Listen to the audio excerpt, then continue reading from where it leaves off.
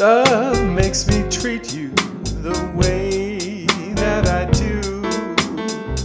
Gee, baby, ain't I good to you? There's nothing too good for a girl that's so true. Gee, baby, ain't I good to you?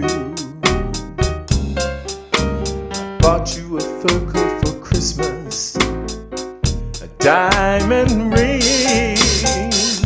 a Cadillac car, and everything. Love makes me treat you the way that I do. Gee, baby, ain't I good to you?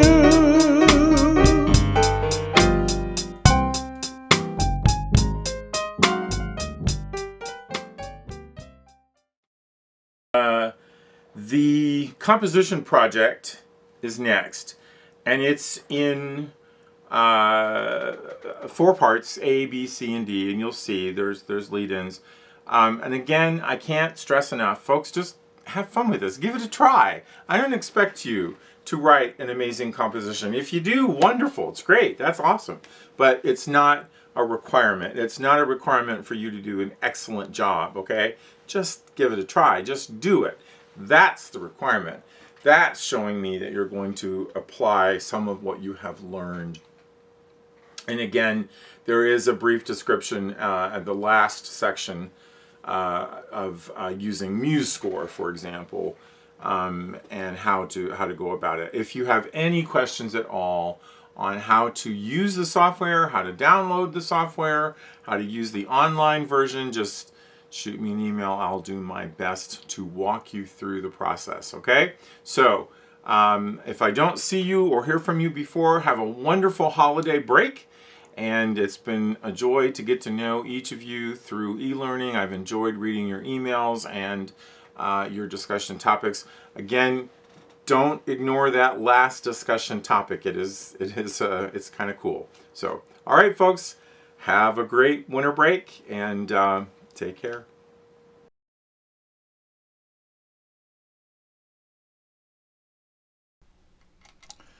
Okay, ladies and gentlemen, let's begin by talking about the composition project from the standpoint of parameters. In other words, the things that you need to have in order to make this work. You must have 8 measures. Your composition must be 8 measures in length. Now, if you're really ambitious and you're planning on writing a symphony and you're going to write 430 measures or 430,000 measures, knock yourself out. That's great. However, you are only going to be graded on 8 measures. So my advice to you is keep things simple. You may compose in any key but C major. The reasons for this will become evident as we go along. You may write in a major or minor mode, and you may use any note or rest value up to that of a 16th. Now these are all things that are necessary for your composition. These must be present. You got to have notes or rest. You got to write in a major or minor mode. You may write in any key but C major, and you got to have 8 measures to your composition. Now the rest of these are things that you can have if you want them. You may use dynamic markings if you want. What are those? Well, crescendos, decrescendos, forte, piano, that type of thing. If you want them, absolutely, you are welcome to put them in. You may use tempo markings if you want them. Again, these are things that you don't have to have. You may use them if you wish. And you may use phrase and articulation markings if you want. Now, if you don't know what any of these things are, please don't stress out about it. Again, these are things that you can use if you want. If you want to learn more about them, get in touch with me and I will point you in the right direction. So, what do we do with respect to understanding how to compose? What are some of the tools we can use in order to make this happen? Well, the first step is understanding analysis, understanding music composition, understanding what analysis is, breaking things down into their smaller component parts, and then taking a look at each of these things and how they all fit together to make a whole. Well, one of the things we can do for this is to look at something that is very familiar. So we're going to take a melody. This is a very simple yet very famous melody, and we're going to break it down. We're going to analyze it, and you might notice a couple of things right off the bat. You might notice the treble clef sign. You might also notice the time signature symbol there, and you might also notice that there are 8 measures. 1, 2, 3, 4, 5, 6, 7, 8. Exactly the same number of measures that you need to compose your composition. Now, you may be able to tell what this melody is just by looking at it, just by looking at the notes and following their direction. And this is part of analysis, just simply scanning through the notes and just looking at what's there, where do they go tonally, are there a bunch of skips and leaps, or are they stepwise in motion? So these are all items that are clues to how this composition was composed and how it was put together. So while you might be able to determine what composition this is just by looking at it, a clear way of figuring it out is simply to listen to it. So let's give it a listen.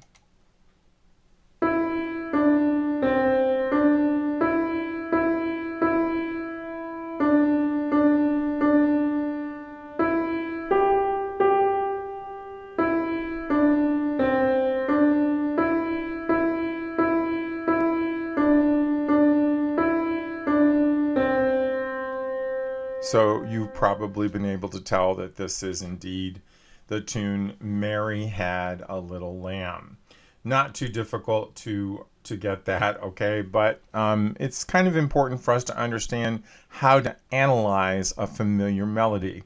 So what do we need for our composition? Well, one of the things we're going to have is the staff.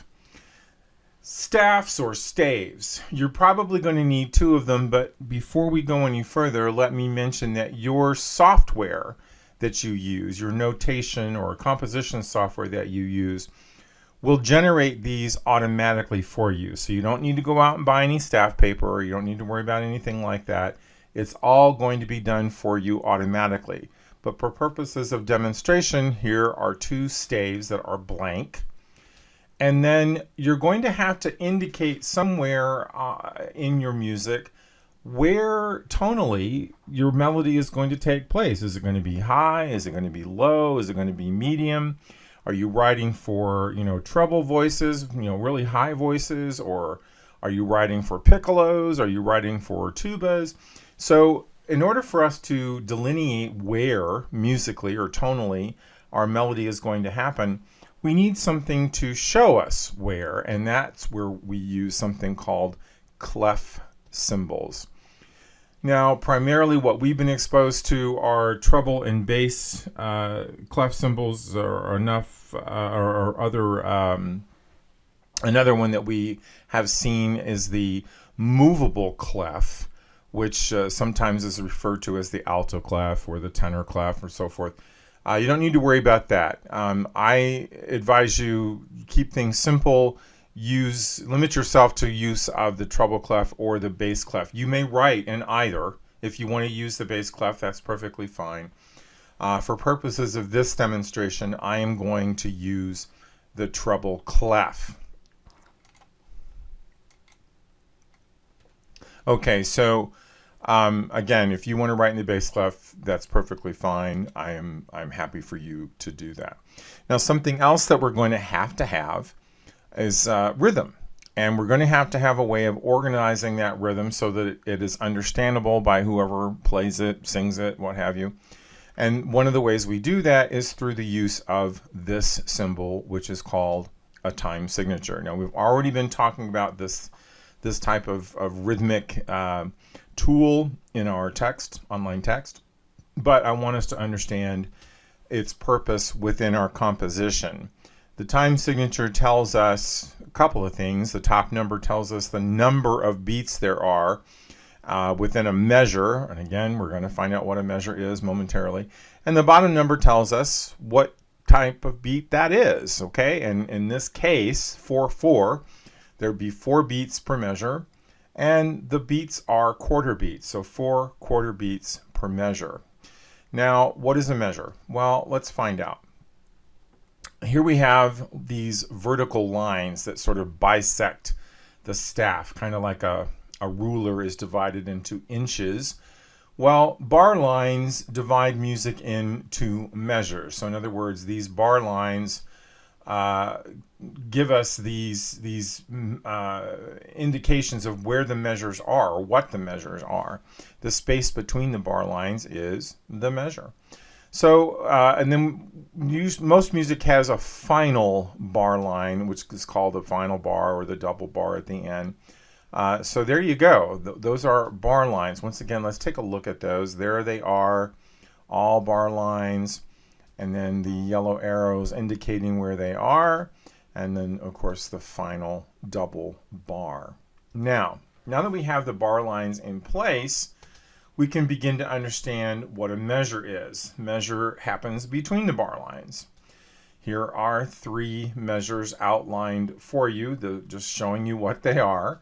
We can put the numbers in there if we want, 1, 2, 3. Now you might be curious to know as to why this number 5 is present. Well, guess what? If this is 4th measure, what measure would this be? Number 5, absolutely.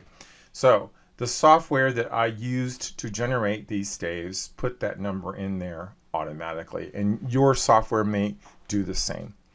Okay, so there we have our measures.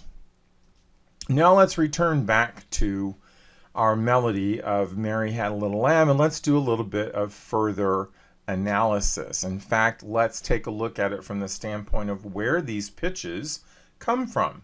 And they come from the C major scale.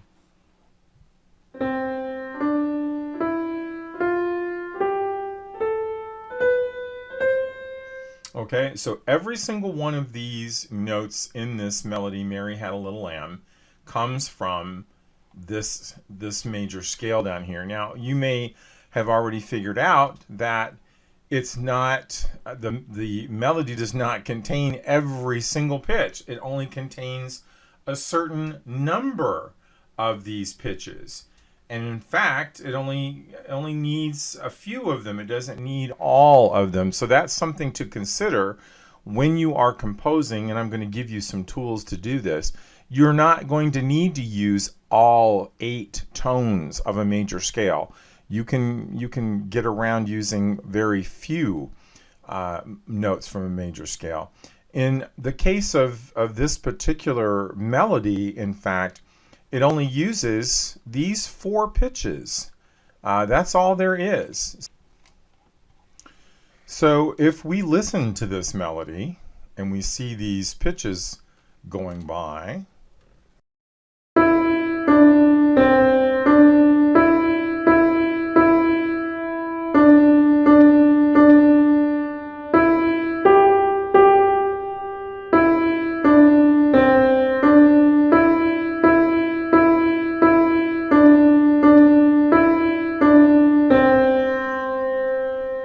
okay, so you notice that it only used those 4 pitches. Now, let's do the same thing. Let's listen to this melody again. So let's watch and play this melody again and watch these notes get highlighted as the melody is playing. The notes that are being utilized from the C major scale are going to show up being outlined in red circles. So let's see what happens.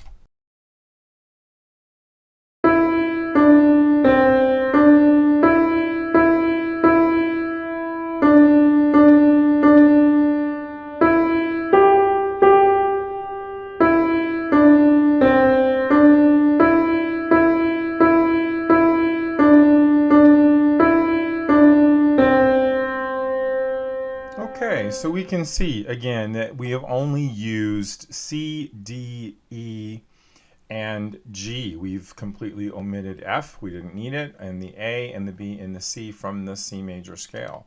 So yeah, it's kind of cool how you can use only a few notes from an entire major scale and yet make an entire melody. Now let's play the melody again. This time, watch the direction of the notes as they go by.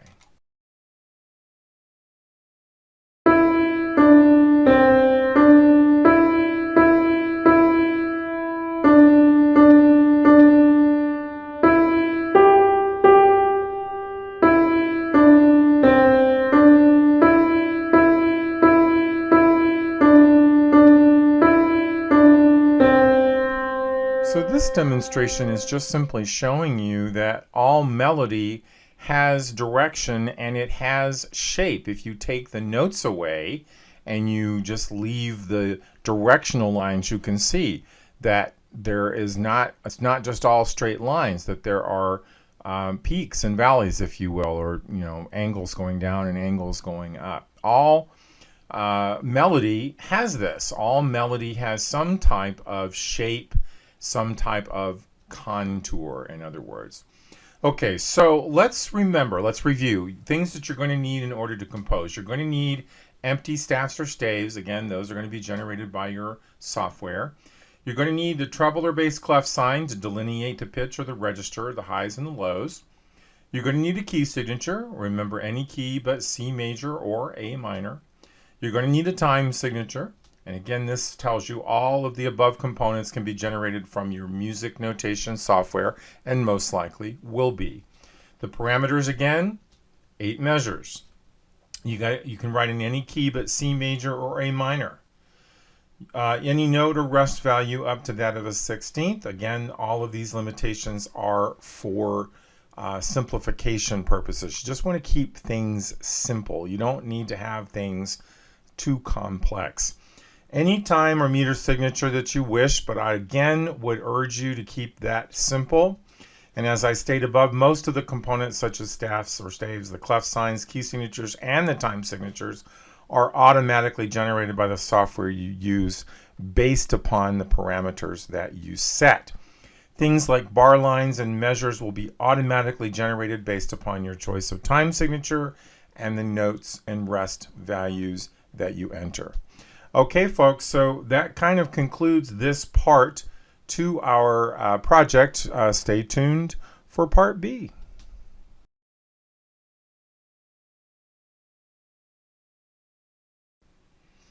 Okay, ladies and gentlemen, here is part B of the instructional vids for our composition project. And this one deals directly with constructing a melody.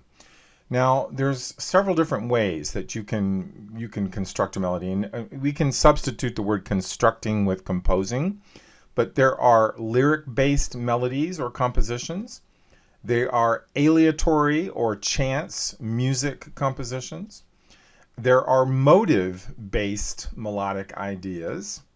And so let's talk about the last one, because the motive-based in conjunction with or combination with the aleatory is kind of what we're going to use to make our composition. That's one idea we can use. A motive is simply a short melodic, rhythmic, usually both, musical idea.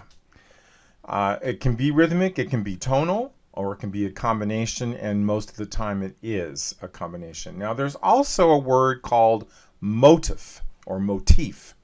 You may have experienced motifs already. If you go into a building or maybe into somebody's home, you might have noticed that they have a certain repetitive motif. They might like, for example, early American furniture, or they might like modern furniture. And so the motif throughout their home or the motif throughout the building you're in might be that of early American or modern. Well, in music, it's much the same way. A motif is a thematic representation of a concept or an idea, such as a character or emotion. So in music, you could have a love motif, or you could have a horror motif.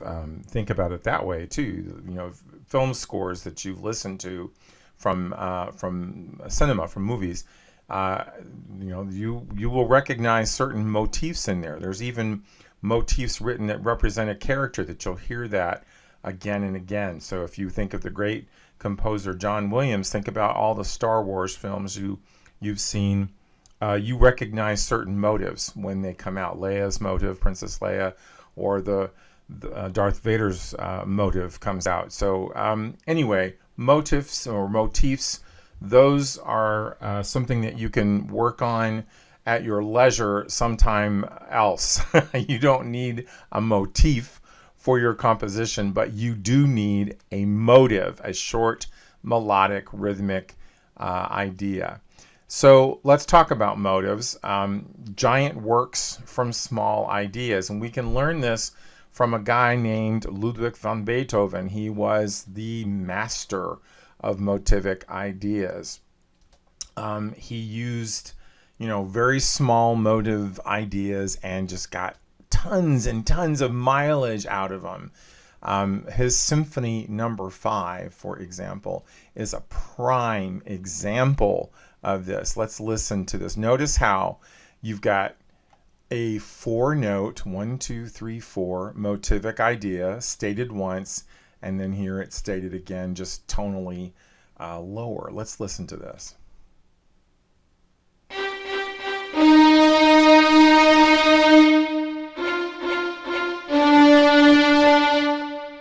So again, he's just taking the 4-note idea and repeating it, right? Well, you can do the same thing with your own composition. And by the way, these two motivic ideas come from the C minor scale.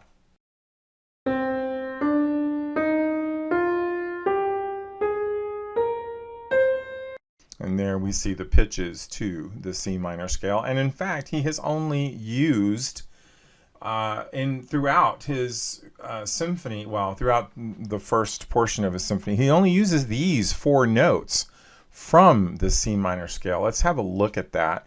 Here is the score to Beethoven's Fifth Symphony, at least the first few measures. Let's listen to this. Let's listen to this and see if we can pick out where the motives are.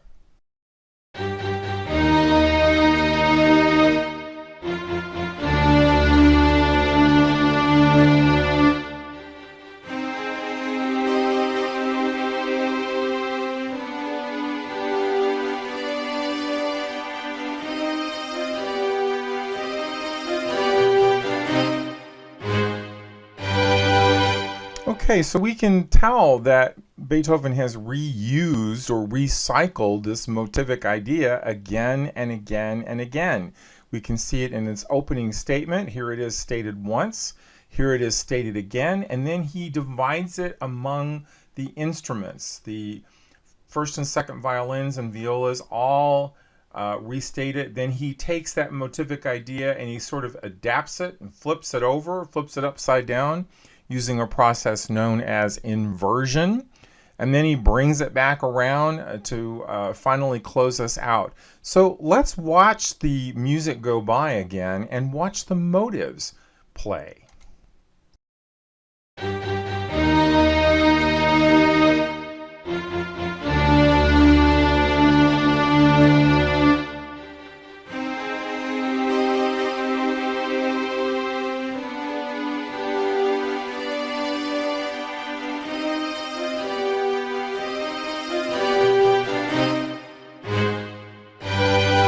Can see he really got a lot of mileage out of the 4-note idea, just 4 simple notes. So this is something that you can employ in your own composition, just taking a simple little motivic idea and reusing it. Okay, so that concludes this this idea of looking at motives, and hopefully you'll be able to utilize what I give you in the next segment for constructing a motive.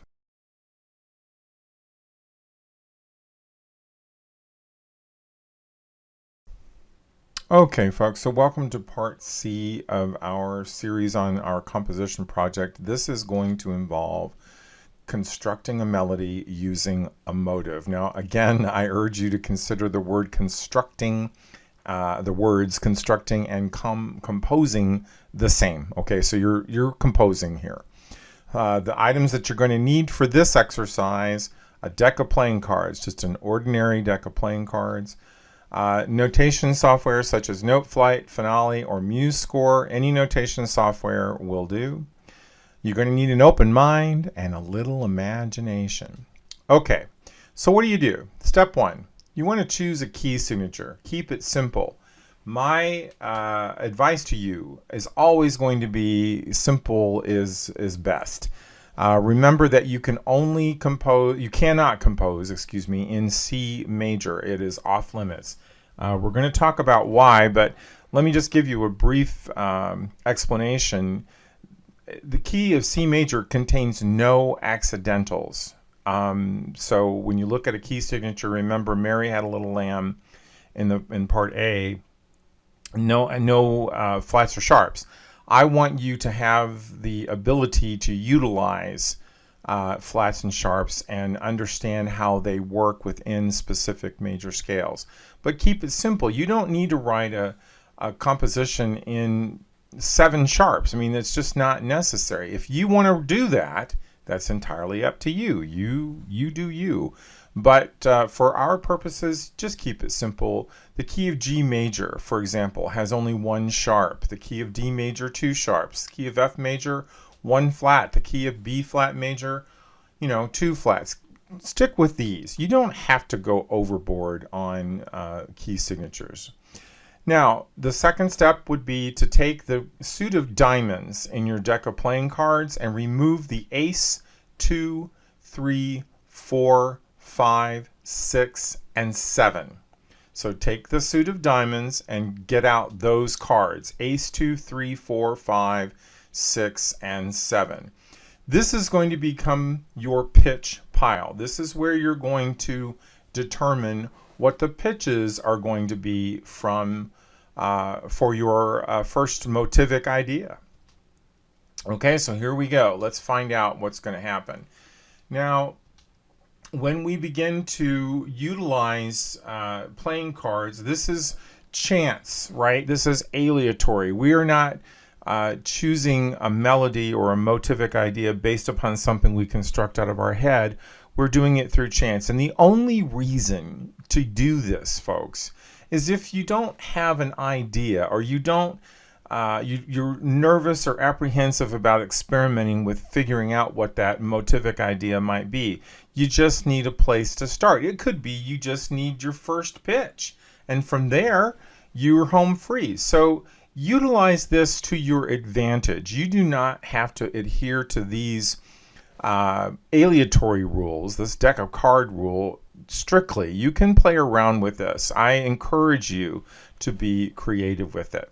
But here we go. We have the ace, 2, 3, 4, 5, 6, and 7.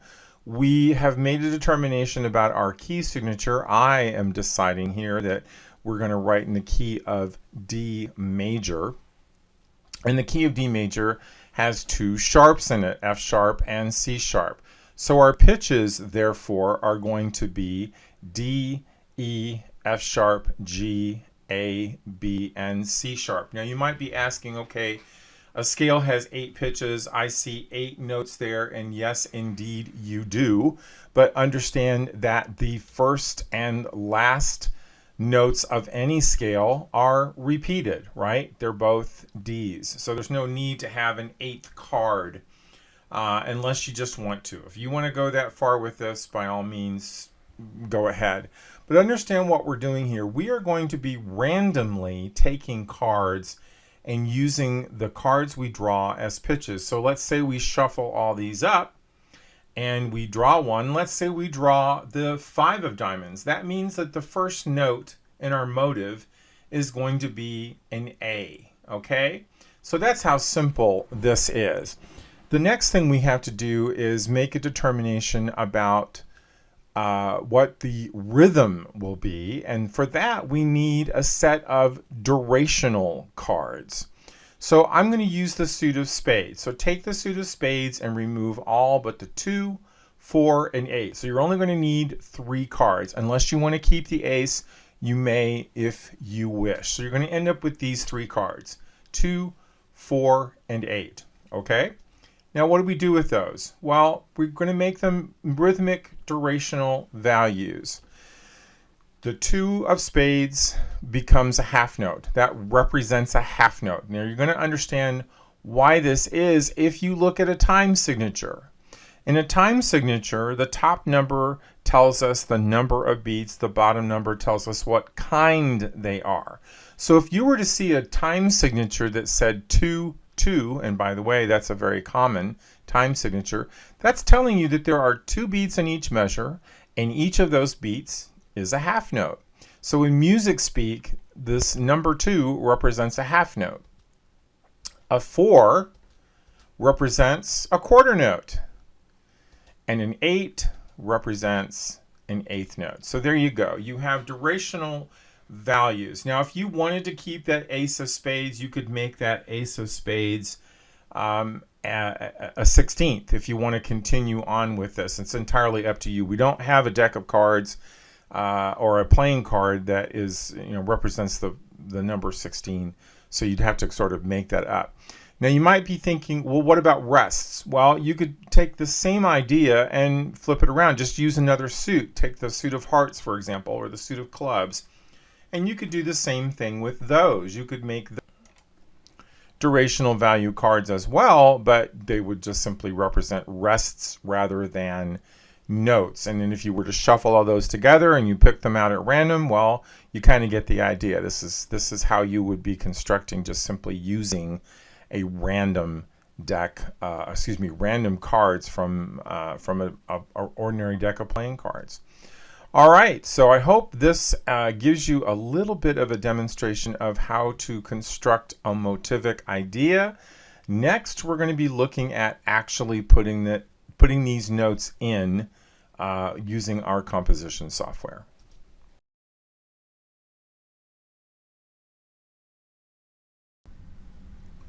All right, ladies and gentlemen, let's take a look at what's going on with our composition project. This section deals with constructing the melody and constructing the melody using motives which you create. So to start with, we're looking at the software package known as MuseScore.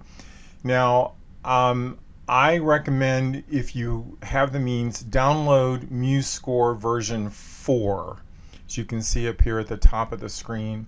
The previous versions are fine, they do well, but I think version 4 is the best, and I think it's the most user-friendly version that they have. So I encourage you to download MuseScore 4. Now, when you do open the package, this is the screen you are going to see. So you can see here you've got some choices right at the beginning, and the first thing you want to do would be to open a new score. So go ahead and hit that plus sign. Now you have some choices here. You can go with a choral score, chamber music score, solo, jazz, pop, all of these. If you want to play around with it, by all means go through all of these and just check them out. It's kind of cool. But I recommend just starting with the general score. It's going to be the simplest, and remember, simple is best. Keep it simple. Make it easy on yourself, okay?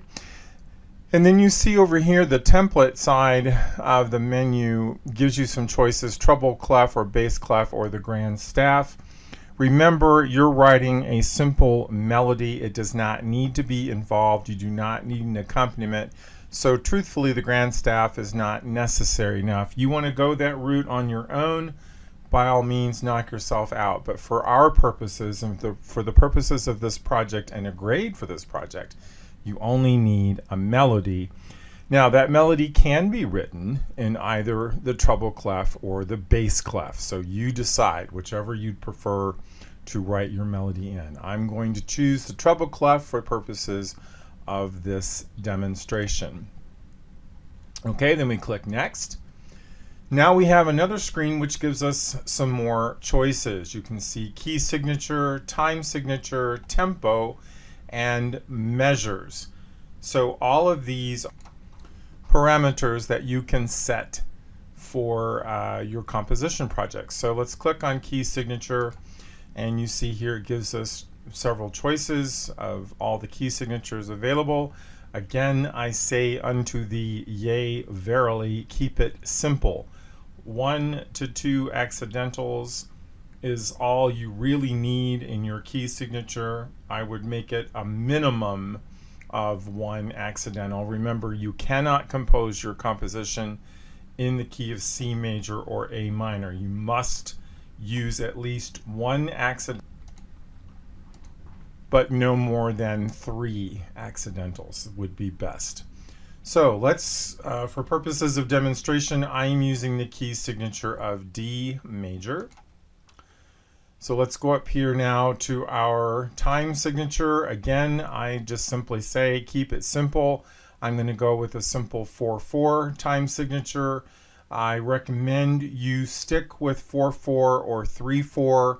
If you want to go into complex or compound time signatures, that's your business.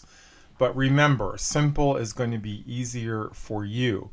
Now you see here 2 other time signature symbols. If you're a musician, you should be quite familiar with these.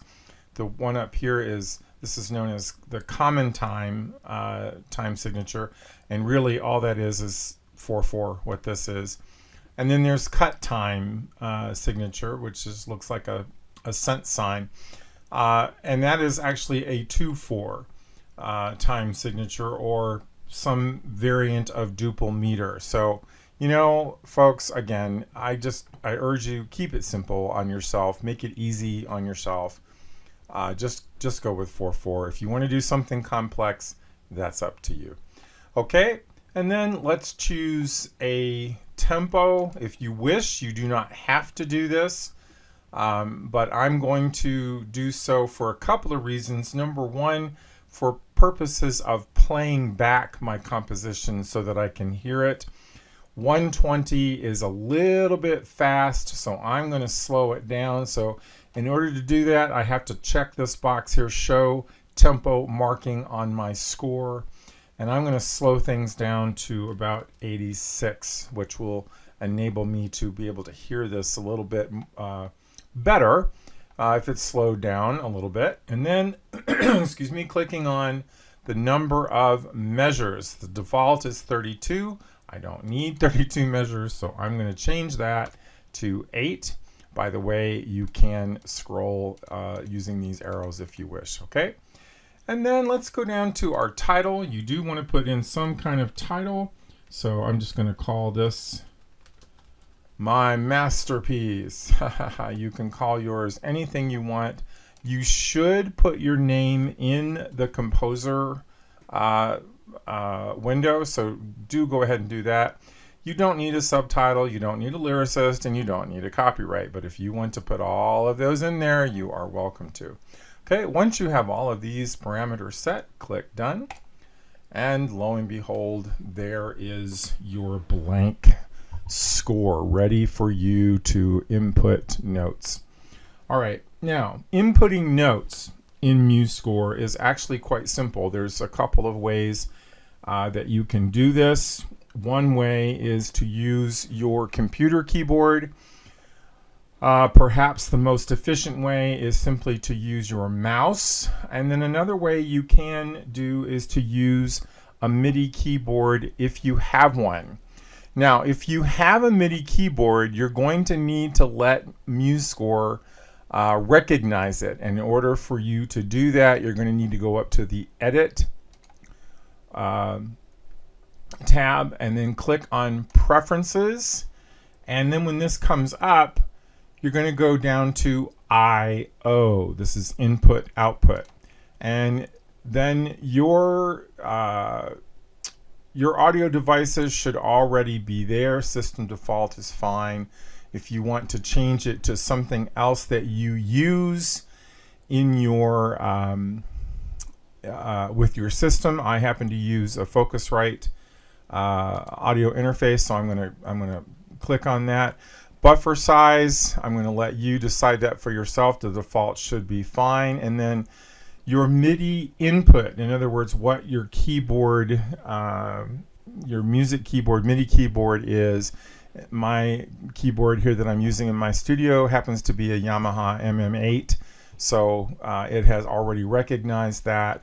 And then the output, I'm going to use my MIDI interface, my audio interface, my Focusrite for that. So that is, again, entirely up to you folks. If you wish to utilize a MIDI keyboard, you may, or you can simply utilize the mouse pad, or excuse me, your mouse or your keyboard.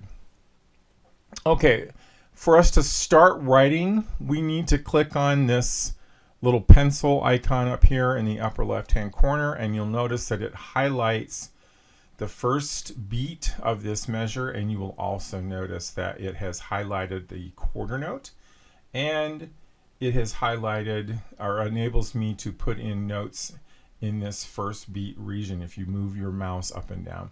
Now, to start with, I'm going to use the MIDI keyboard to input notes for right now. I'll show you some other methods that you can use, but for now I'm going to use my MIDI keyboard here in my studio.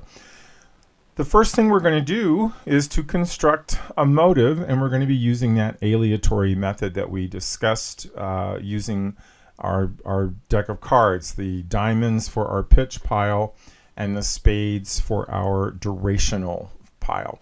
So let's start. We'll choose a card, drawing from our pitch pile, and we pick out the 3 of diamonds. There it is, the 3 of diamonds. Now let's put up our scale, our D major scale, and we'll note that the 3, the 3rd degree of the scale, is F sharp. So our first note is going to be an F sharp. Now, the durational value, the spades pile, we'll go ahead and pull out there and look what we've got. We've got the 4 of spades, and 4 in music speak represents a quarter note. So our first note is going to be an F sharp, and that's going to give us a quarter note with the spade durational pile. So our first note, F sharp, and it's going to be a quarter note. So here we go.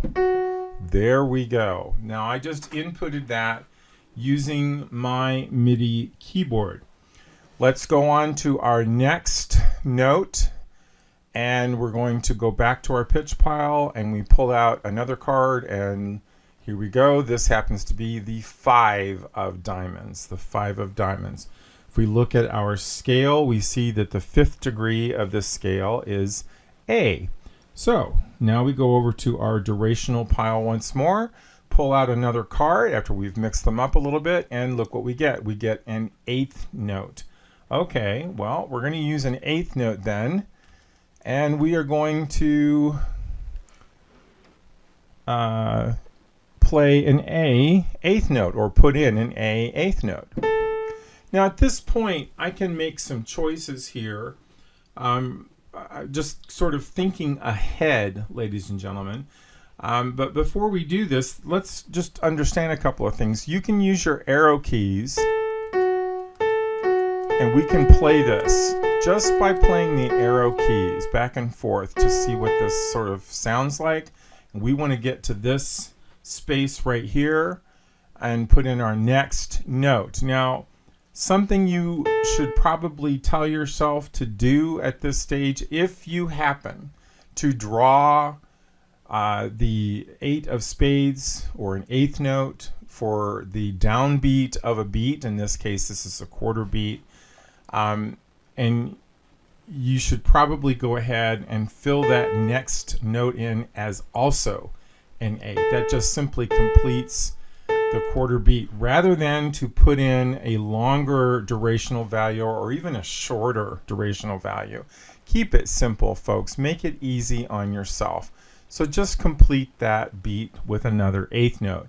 Now we can go back to our pitch pile. Let's pull out another diamond card, and hey, we get the number 4, which gives us, according to our scale, the 4th degree is a G. So our next note is a G, and we have already determined it's going to be an 8th note. So there is our 3-note motive. There we go. Let's go back and listen to that. Coming up here and clicking on this left arrow and getting back to the beginning, and there's our little melody there. Let's do that again.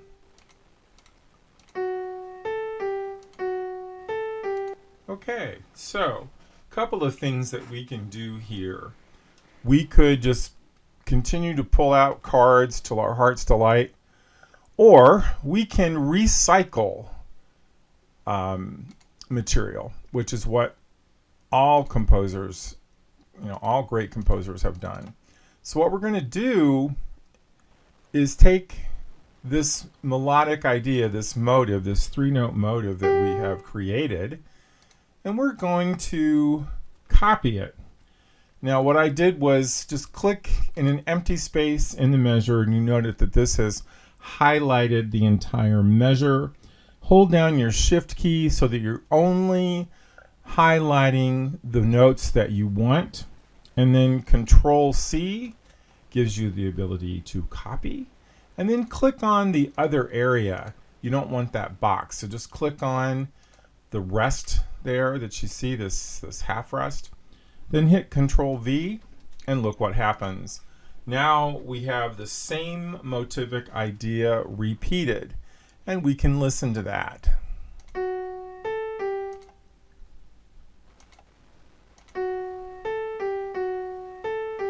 Now, there's nothing wrong with that. It doesn't really, it's not going to win any awards, I would say, but nevertheless, there it is. But let's say we don't want to be that predictable. Let's say all we want to do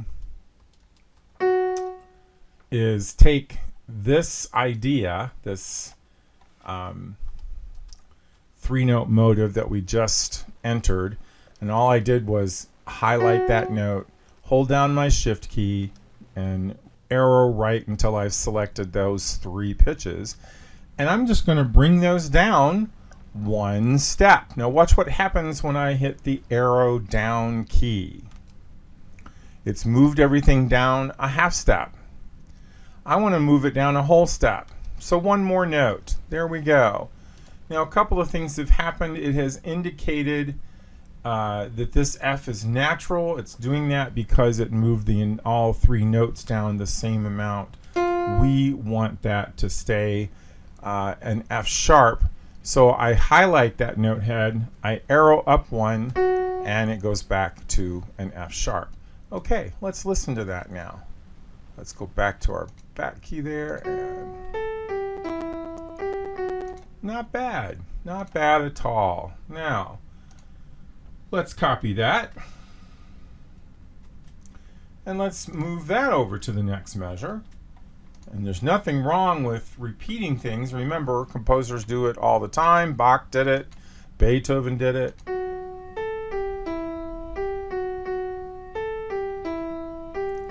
Okay, so again, you can say to yourself, well, I don't really want it to be that predictable. So I'm going to continue on this idea of restating the motivic material lower each time by 1 step. I started on F sharp, went up to A, down to G, then I went to E, went up to G, down to F sharp. Notice how it's the same intervallic motion. It's the same motivic idea. It's just stated down a step lower each time. So I'm going to take this and move it down even further. I want it to start now on D natural. We started on F sharp, we went down to E, now we're down to D natural.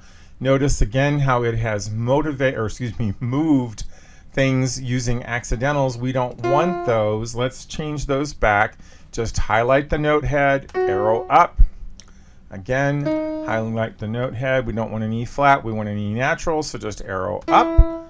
C natural, nope, we want a C sharp, which is in the key signature, arrow up.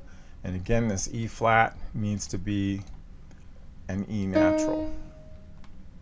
Okay, so there we go. Let's listen to this now from the beginning.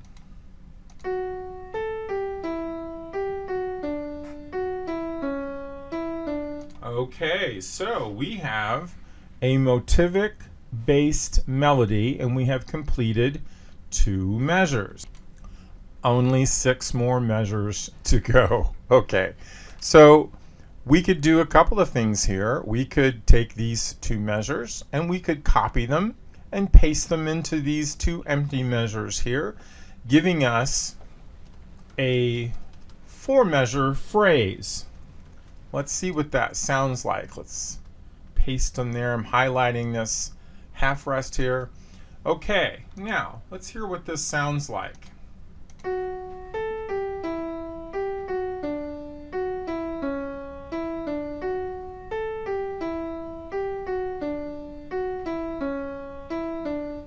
Okay, again, not going to win any Grammys, but it is what it is. Now, it's perfectly acceptable this way. So if you decide to do something like this, you're home free. You've got 4 measures written, and all you have left is 4 measures to go. But let's say you want to experiment and do something a little different. So I'm going to hit Control Z and undo what I just did. So I'm going to use a compositional technique known as motivic inversion. And this is where I'm going to take the motivic idea, like this first idea right here, and I'm going to invert it or flip it upside down. Now, how do I go about doing that? Well, in a couple of ways. Let's start with the rhythmic idea. We started with a quarter note and then went to 2 eighth notes. Well, what if we started with 2 eighth notes and moved to a quarter note? That would work out just fine. So for this set of the example, I'm going to use the mouse to input the notation, and I got to again highlight that little pencil tool up there. But instead of going to the quarter note first, I'm going to go to the eighth note. I'm going to start on the F sharp, and then I'm going to go up to a G. Notice how the eighth note pattern descends each time. This time I'm going to make it go up. Now, nothing wrong with that. And then I can take the idea of moving up from the first idea or first note a third and change it to moving down a third. So let's start that, and we're going to go to a quarter note because we have our 2 eighths to start. So there's our note, our next motivic idea, our next motive, 3-note motive. We've just simply inverted the original idea. Okay, and let's put in a second one and complete this measure. So we started on F sharp.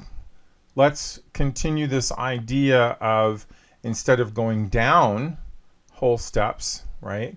F sharp, E, D, and C sharp.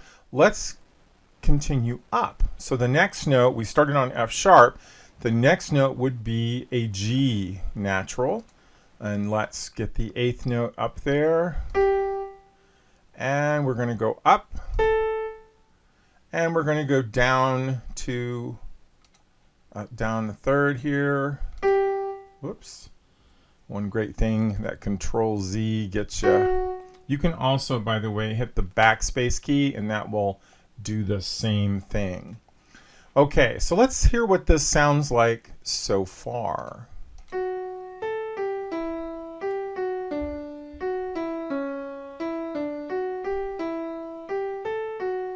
Okay, nothing wrong with that. So how about we take this idea of the inverted motives, and we'll copy it, and we will highlight the next measure and insert them there. But again, continuing on with this idea of moving up by steps, let's move these notes all the way up. So something else that we're looking at here is the fact that this note here, this A natural, actually simply needs to, or excuse me, A sharp, needs to be moved up to a B natural. Okay, everything else is fine in that motivic idea. This needs to be a B natural, and this needs to be a C sharp, So that should give us what we're looking for. Let's listen to it.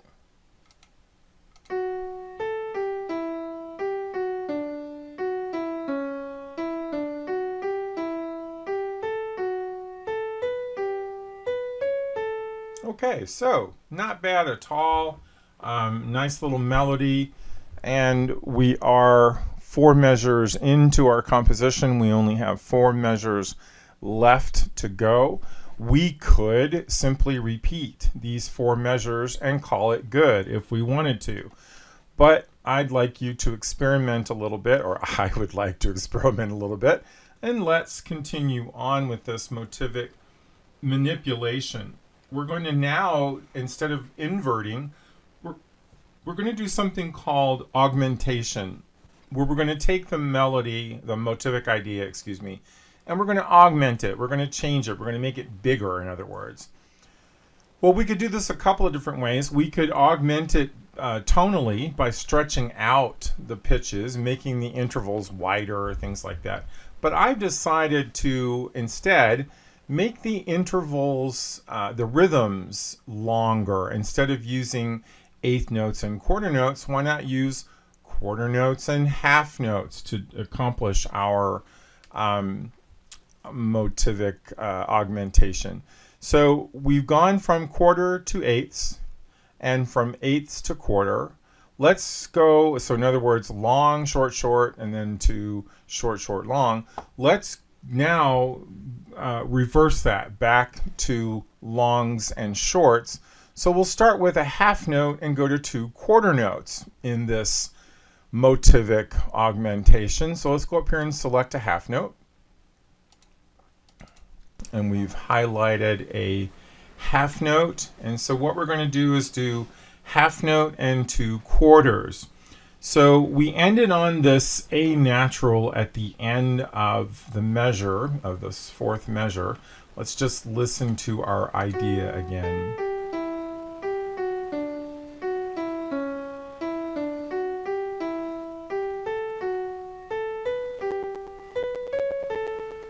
Okay, a little bit of lag time there with my MIDI interface or audio interface. We'll see if we can't correct that in future versions.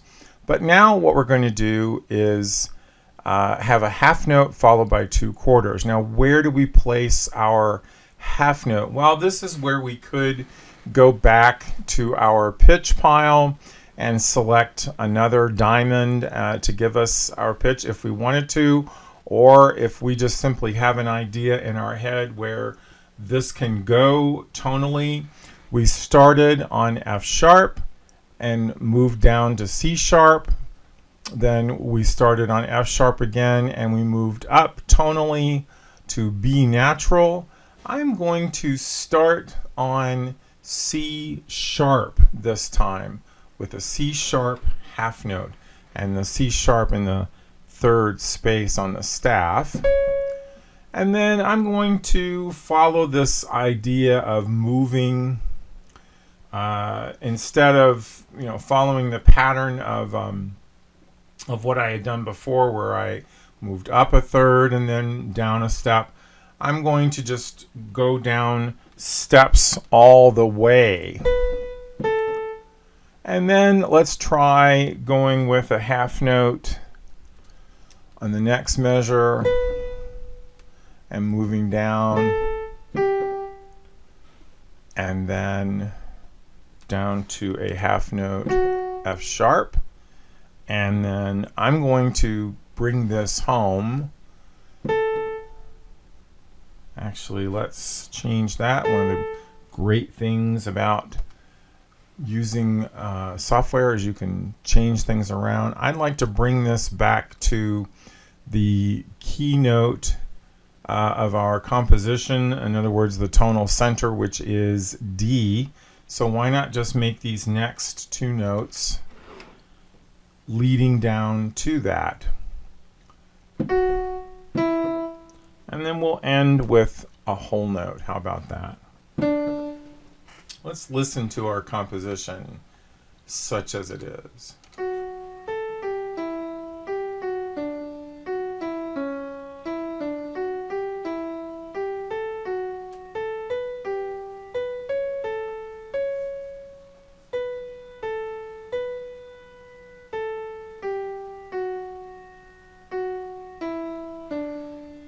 Okay, so not a bad composition. Again, it may not win us any Emmys, but hey, you never know what's going to happen with the compositions you roll out. So this is for your benefit, to show you, to demonstrate to you how MuseScore works.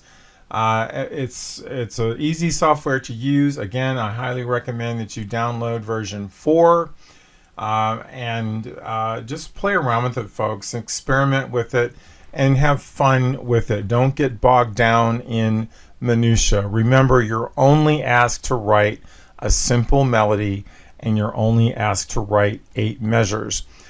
The reason I am throwing in this idea of motivic construction is simply to make it easier on you, and then to make it further easier if you're having difficulty getting started, you could use that idea of using the playing cards. Okay, I hope this works out for you. If you have questions, as always, please get in touch with me.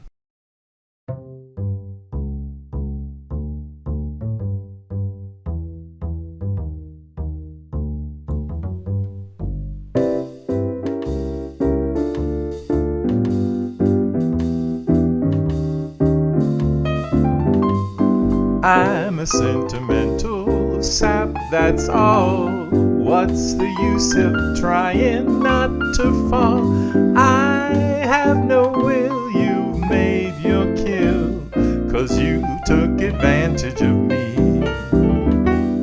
I'm just like an apple on a bough, and you're gonna shake me down somehow. So what's the use? You've cooked my goose, 'cause you took advantage of me. I'm so hot and bothered that I don't know my